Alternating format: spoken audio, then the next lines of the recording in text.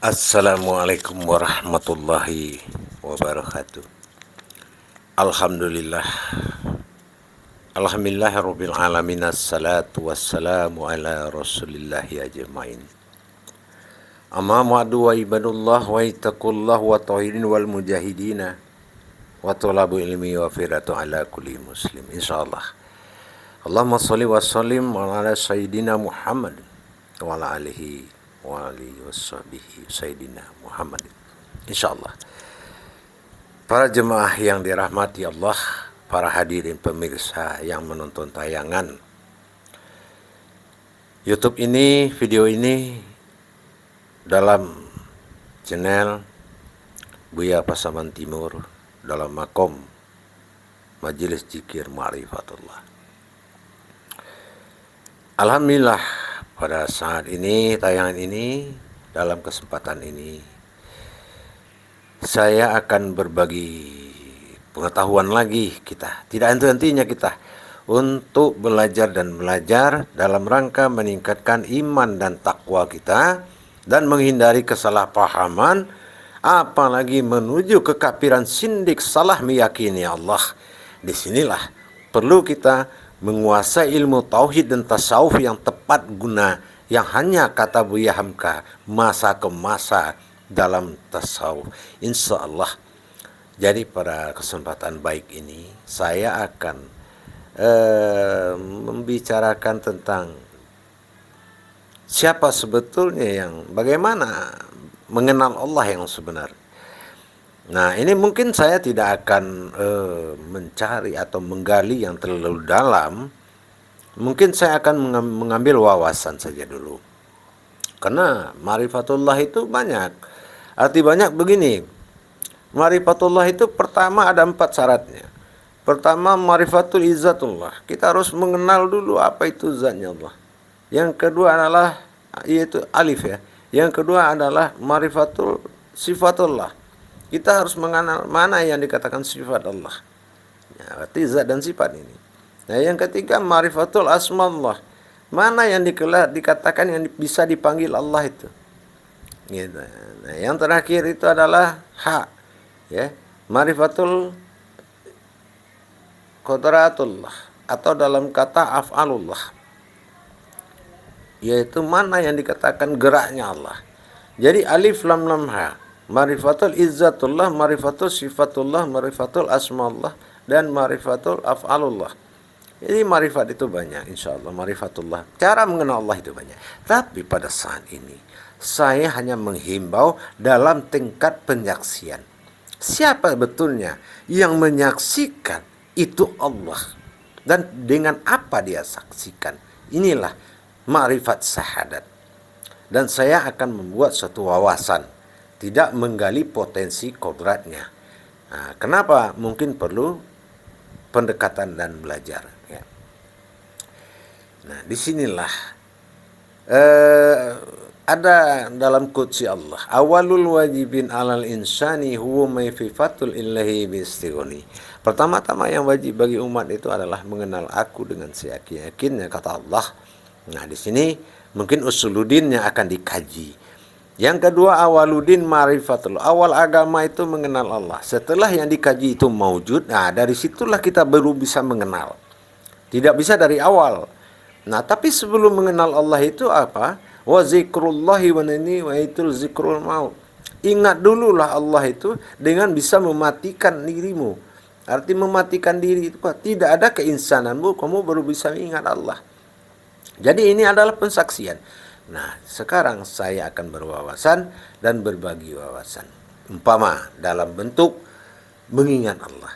Kalau dalam zikir itu setelah datang masa fana, leburnya manusiawi dan lahirnya insan berdiri. Jadi di situ baru tahap awal kita mencapai. Nah, yang di solat juga begitu. Setelah kita menguasai ilmu kusuk dan hakikat dulu perbuatan solat, sampai sehingga kita menuju tauhidun wal majahudun, bagaimana kita menghadirkan diri dan menghadap kepada diri yang Tuhan yang satu dengan menghadirkan diri yang satu. Ahadun wal wahidun. Itu tidak mudah dan itu harus belajar juga. Nah, dalam tahap pengenalan Allah sulit kita berusaha bertasbih. Ada juga yang bertasbih hari-hari, berbulan-bulan, bahkan bertahun-tahun. Ternyata dia tidak bisa kenal Allah. Ada juga yang berzikir tidak berhenti, siang dengan bawa tasbih kemana-mana, malam dengan mengadakan tafakur, tadzakur, semua dilakukan. Tidak juga bisa. Masih ada proses lain. Karena hukumnya begitu, cari diri, hilang diri. Si pencari dan mencari ini tanda tanya. Nah, kalau kita mengenal dalam mengkaji, kalau kita berzikir atau kita mengingat sesuatu, tapi kita disuruh lagi yang mengingat itu yang harus diingat. Nah, kembali kepada yang hak. Yang diingat itu bisa batal dan bisa binasa. Mungkin ada berupa petunjuk, isyarah, nur, zat dan segala macam. Dan itu apa? Kafirlah orang yang mengatakan Allah itu zatnya. Dan kafir juga orang yang mengatakan sifat Allah itu, nur itu Allah. Tapi kafir juga orang yang tidak mengakui adanya zat dan sifat Allah. Akui zat dan sifatnya. Sesungguhnya innal fil an-nasirun, itu semua berasal dari rahasia. Belum pada kodrat, itu masih pada makom. Cerita nur, cerita zat, itu masih pada makom. Belum kodrat, belum wujud. Tapi kalau sudah bisa menceritakan proses alif hilang dalam bismillah, proses ba maujud melenyapkan alif, akhirnya ada wujud pada dalam wujud kekosongan sukun Al-Quran, mungkin dia bisa bercerita tentang Allah. Tapi Allah itu adalah aftarnya dari badal. Itu masih dikaji. Ada kata ilah dan kata Allah. La ilah Allah. Ada sebutan Tuhan, ada sebutan Allah. Ini pada ketunggalannya dan kebanyakan atau ke dalam sifat jamaknya. Tapi saat ini saya hanya membagi wawasan, dan yang akan menjawab nanti adalah ente sendiri setelah ente melaksanakan. Saya hanya buka pintu gerbang. Saya punya sebuah cerita pendek yang akan menjadi pedoman bagi para jemaah, para hadirin, para penonton, para saudaraku, para guru-guru, dan para ulama, para kita semua. Insya Allah saya punya cerita. Saya akan mengumpamakan sebuah cerita seorang anak kecil di kala suatu daerah mengadakan undangan pengajian. Maka ketua masjid ini mengundang seorang ulama besar. Taruhlah yang diundang itu seorang syekh, guru mursyid atau kiai, boleh. Apa saja yang bersifat pemuka agama. Seorang wali Allah kita taruh. Jadi seorang wali Allah ini telah diundang dalam acara pengajian. Tiba-tiba seorang wali Allah ini datang ke masjid. Begitu wali Allah datang, hujan pun turun. Begitu hujan lebat, hujan deras turun, otomatis undangan nggak ada yang datang karena hujan. Tidak ada yang datang. Sampai pengurus masjid pun berhalangan untuk datang. Tidak bisa datang. Hujan angin. Ternyata ketua masjid merasa berdosa dan tidak tenang. Akhirnya dia perintahkan anak kecil, kira-kira berusia kelas 3 atau kelas 2 atau kelas 3 SD lah. Tolong kamu lihat, apakah sudah ada orang yang datang ke masjid pakai payung? Akhirnya si anak dengan perintah bapak pergilah melihat ke masjid dengan petata petiti jauh. Hujan. Akhirnya si anak itu sampai di masjid. Dia taruh payung di luar. Dia ke dalam. Dia lihat. Ada seorang kiai atau seorang ulama atau seorang wali Allah yang diundang tadi duduk sendiri. Akhirnya si anak ini lari pulang. Payungnya tinggal, dia lari pulang. Dengan napas tergesa-gesa, dia sampaikan kepada bapak, kepada ayahnya, "Ayah, tidak ada orang di masjid. Tidak satu pun. Yang ada hanya tu wali Allah itu aja. Yang lain gak ada. Satu pun gak ada. Cuma satu itu aja." Disinilah hikmah marifatullah. Anak itu mengatakan tidak ada satupun yang ada di situ. Yang hanya dia lihat hanya satu wali Allah itu aja. Termasuk dia bilang tidak ada satupun, padahal dia ada di situ.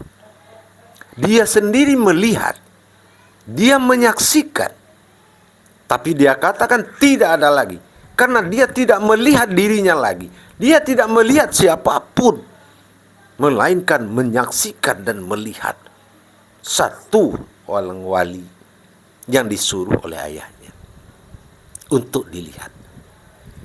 Dengan anak ini melihat, lupa dia tinggal payungnya, lupa dia pakai sandal pulang.